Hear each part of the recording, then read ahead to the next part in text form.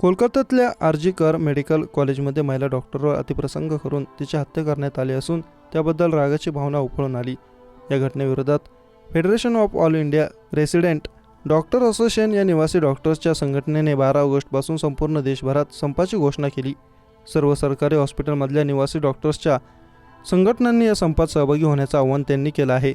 या कालावधीत OPD, elective surgery आणि लॅबमधलं कामकाजही बंद ठेवलं जाणार असल्याचं सांगण्यात येत आहे। आरडीएने आपल्या बाजूने डॉक्टर्सना संपावर जाण्याची नोटीस दिली आहे। उत्तर कोलकात्याच्या आर.जी. कर मेडिकल कॉलेजच्या सेमिनार हॉलमध्ये महिला डॉक्टरचा मृतदेह सापडला होता। पोस्टमॉर्टमच्या प्राथमिक तपासात असं दिसून आलं होतं की त्या डॉक्टरची निर्दयपणे हत्या करण्यात आधी तिचं लैंगिक शोषण करण्यात आलं होतं। आर.जी. कर मेडिकल कॉलेजचे ज्युनियर डॉक्टर पीडितेला न्याय मिळण्याची मागणी घेऊन सातत्याने आंदोलन करत आहेत। हॉस्पिटलचं कामकाज बंद आहे।